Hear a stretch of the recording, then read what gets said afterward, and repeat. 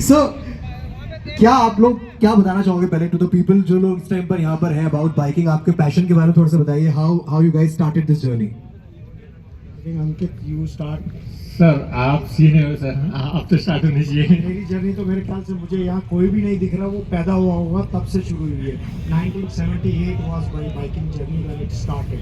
Yes तब तो मेरे ख्याल से अभी तो यहाँ कोई नहीं दिख रहा जो समझ सर। सो मेरा नाम अंकित है और सोशल मीडिया पे ड्रीम चेजर के नाम से थोड़ा बहुत जाना जाता हूँ।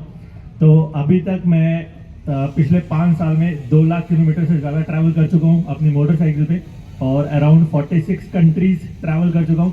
2023 में I did Balkan Europe and middle east countries की राइड करी थी, जिसमें 24 countries 120 days around 25,000 kilometre ride करी थी। और राइड करी थी यहीं पर ही बैठे हैं तो इन्हीं के साथ राइड हुई थी।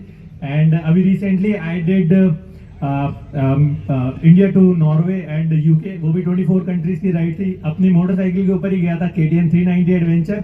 और लगभग अभी 5 साल से मैं फुल टाइम ही ट्रैवल कर रहा हूँ and approx 2 lakh kilometre travel कर चुका हूँ। मैं आपसे पूछना चाह रहा हूँ, शरीर में दर्द नहीं होता इतना चला चला के भाई? कहते हैं ना, अगर किसी चीज का पैशन हो Right. और अगर आप उसके ऊपर अपनी जी जान लगाते हो तो कुछ फर्क नहीं पड़ता। काफी लोग हमें ट्रैवल करते करते मिलते भी और यही क्वेश्चन पुट करते हैं कि यार आपको पेन नहीं होता, कैसे ट्रैवल करते हो, कैसे राइड करते हो। तो इन अ सेम वे जब हम किसी साइकिलिस्ट को देखते हैं, हम किसी ट्रैकर्स को देखते हैं ना, हमारा भी यही क्वेश्चन होता है कि यार आप कैसे ट्रैकिंग कर रहे हो, आप कैसे साइकिलिंग कर रहे हो। तो वो हम सबको लगता है कि कैसे दूसरा बंदा कर रहा है, बट वही बात है, जिसका पैशन होता है, जिसको करने का कुछ मन होता है तो वो हो जाता है। अभी तो जर्नी शुरू हुई है इसकी यार। अभी से दर्द की बात ना करो यार। लेकिन दीपक सर, एक ऐसी कोई राइड आप बताना चाहेंगे, एक ऐसी जर्नी जो आपको बहुत पसंद है, आपके दिल के बहुत करीब है, जहाँ पर आप गए थे किसी राइड पे और बहुत ही स्पेशल थी वो राइड? वो जर्नी सिर्फ मेरी नहीं है, it is every biker's dream across the world, travelling from Arctic to Antarctica. So that was the journey which I remember and which is very close to my heart. That was in 2018, 51,273 kilometers to be precise, and 15 countries, 99 saddle days, 3 continents. So that ride had almost all the elements a rider want on the road to be there. It had high temperatures. We covered the Death Valley, which was 54 plus degrees centigrade. We had -5 degrees. We had rains, continuous rains towards the Arctic region. We had extreme sunlight, snow. So we had that was the ride which I remember, and that is the ride I think every rider on this planet wishes to do. Exactly. अब आपने देखा है, notice किया ऐसा है कि जो biking scene है इंडिया में अब काफ़ी इवॉल्व हो गया है। काफ़ी यंग बाइकर्स जो है अब वो और पैशनेटली लंबे लंबे ट्रिप्स पे जाना चाहते हैं, not just in India, India से बाहर भी वो जा रहे हैं। सो आपको क्या लगता है कि सबसे बड़ा डिफरेंस क्या आया है जब से आप राइडिंग कर रहे हैं एंड अब के सीन में? I think I always believe and I always say that I was born in a Stone Age era, जहाँ जब कुछ होता नहीं था, Right. बहुत कुछ choices नहीं थी. You guys are blessed to have so many choices, so many people to guide you, and the most important tool, the internet, you have. In our days, there was absolutely nothing. We had to research on paper. Paper पे map साथ लेके चलना पड़ता था. आज आपके पास तो at a click off button आपके पैन Yes. पे सब कुछ अवेलेबल है. So I think that is the major difference. Secondly, ease of availability of motorcycles, the different brands, and the internet has made a lot of change in the riding scenario.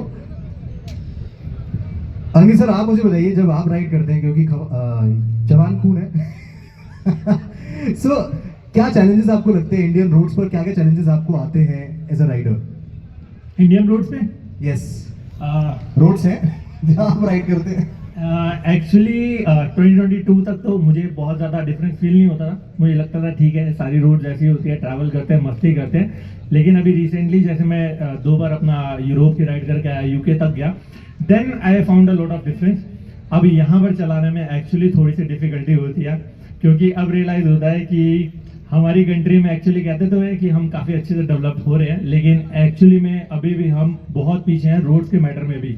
जैसे हम social media पे भी sir देखते हैं कि हमें दिखाते हैं कि रोड इतनी अच्छी बन रही है, सब कुछ हो रहा है। But I would beg to differ with Ankit on this. कर लो सर, डिफर कर लो। Because way back in 1985 I was in Europe, riding in Europe.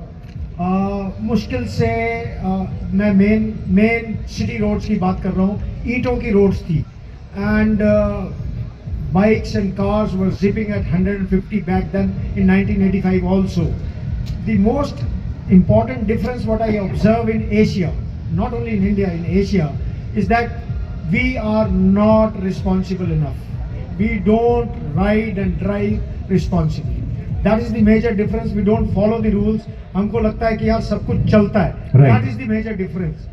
I think roads, I would say after traveling 61 plus countries, India is now one of the top 5 countries which has the most beautiful infrastructure in terms of highways and roads. Great, sir. But we lack discipline.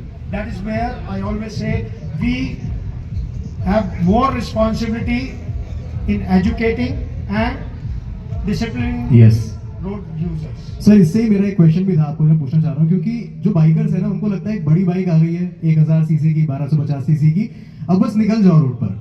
Safety comes at the second place.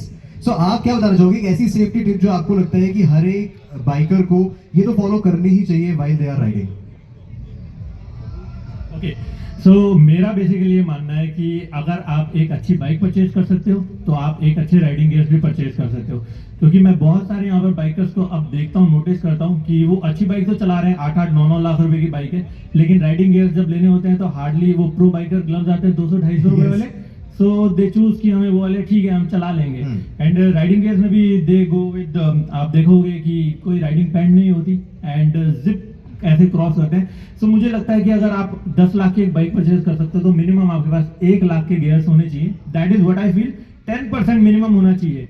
और अभी धीरे धीरे मुझे लगता है कि education बढ़ रही है. जैसे जैसे ऐसे इवेंट्स होते हैं, बहुत सारे राइडिंग गियर्स भी होते हैं, यहाँ पर हेलमेट्स होते हैं, और यही छोटी छोटी चीज़ें होती है. एजुकेशन होता है. जैसे हम लोग भी ट्रैवल करते हैं मोटरसाइकिल पे, तो कोशिश यही करते हैं कि हम वही चीज़ लोगों को दिखाएं जो हम आगे चाहते हैं कि पास ऑन हो, लोग Yes. उसको फॉलो करें. और राइडिंग गियर्स में अभी इनफैक्ट मुझे बहुत अच्छा लग रहा है यहाँ पर भी. अभी यहाँ पर भी हमारे कुछ भाई खड़े हैं and they all are in riding gear. Yes. ठीक है, अभी हम लोग नहीं है क्योंकि हमारा लेकिन मुझे एक्चुअली बहुत अच्छा लग रहा है कि ऐसे इवेंट में जब बाइकर्स आते हैं एंड पूरे प्रॉपर राइडिंग गियर्स में भी होते हैं, तो वो लगता है कि यस, लोग धीरे धीरे एजुकेट हो रहे हैं एंड ट्रैवलिंग पे, राइडिंग पे ज्यादा फोकस कर रहे हैं. राइट.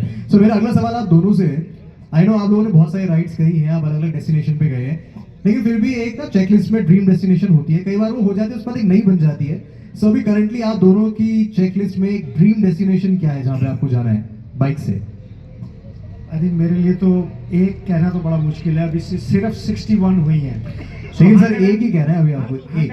134 pending है. So for me to single out single country is a tough choice, but I'm sure I'll cover 195 in total. Great sir. मेरी लिस्ट में एक्चुअली 2 कंट्रीज थी जो मैं अभी एज ऑफ नाउ कवर कर चुका हूँ. एक थी मुझे अपनी मोटरसाइकिल पे नॉर्वे जाना था, और सच बताऊँ तो लगभग मैं 18 डेज था नॉर्वे में इस राइड पे, एंड अभी मेरा मन नहीं भरा है.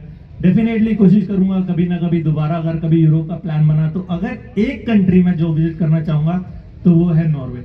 एंड दूसरी कंट्री जो मैं विजिट दोबारा करना चाहूँगा वो है साउथ ऑफ इटली. मैंने अभी तक जितना भी ट्रैवल किया है, मैंने नॉर्दर्न पार्ट इटली का कवर किया है. एंड इटली का नॉर्दर्न पार्ट जो है वो बेसिकली इट्स लाइक लद्दाख. आप ट्रैवल करोगे आपको लगेगा यार ये तो बहुत ही अलग ही दुनिया है. लेकिन जब मैं रिसर्च कर रहा था देन आई फाउंड आउट कि साउथ पार्ट ऑफ इटली वो एक्चुअली बहुत ज्यादा खूबसूरत है. Travel- तो कभी अगर होगा तो डेफिनेटली मैं ये करना चाहूंगा. Travel to New Zealand, you would love it. कोई ऐसा इनिशिएटिव भी है, क्योंकि आप लोग जब ड्राइव करते हैं सो लोग आपको इन्फ्लुएंस जो होता है वो रियल इन्फ्लुएंस आता है कि लोग कहते हैं कि हमें भी इनकी तरह बाइक लेनी है, हमें भी इनकी तरह ड्राइव्स पे जाना है. सो एक बहुत इंपॉर्टेंट आपके ऊपर एक रिस्पॉन्सिबिलिटी भी आती है कि आप किसी चीज को प्रमोट कर सकते हैं. So is there any initiative जिसको आप प्रमोट करते हैं या करना चाहते हैं? So in September 2020, if I remember the date, it was 20th of September. While sleeping, suddenly in the middle of the night at 2 a.m. कुछ ऐसा ही ख्याल आया कि यार बहुत लोग फॉलो करते हैं, सवाल पूछते हैं, लेकिन हम उनके लिए कर क्या रहे हैं, पीछे क्या छोड़ के जाएंगे. तो next day morning I called up the photo shooter for the photo shoot, and I shot a video, and immediately the next day I launched the initiative I Ride Responsibly, and I am sure आप में से कुछ लोगों को पता होगा ये initiative. It's a self-funded initiative wherein In I Ride Responsibly, I is very important because I am not telling you or you to change. I am telling myself and I am promising myself that I will ride responsibly Great. and be a responsible road user. क्या बात है, but please जोरदार तालियां And for this thought. and I am proud to say that more than 7 lakh stickers, set of stickers have been dispatched from my office, and I believe if 30% have been pasted, you can imagine at least there has been some difference. Exactly sir, why not? And thank you so much कि आपने initiative start किया, जिससे आपने बहुत अच्छी बात बोली कि मुझे आपको नहीं बदलना, मुझे खुद को बदलना है. I have it here on Yes, my chest. I ride responsibly. Thank you so much. And before we end this discussion, क्या मैसेज देना चाहेंगे आप to all the riders? What will be your message to them? I think I am 61 now. I am riding still at 61 and I have the capability of ride 1000 kilometers a day.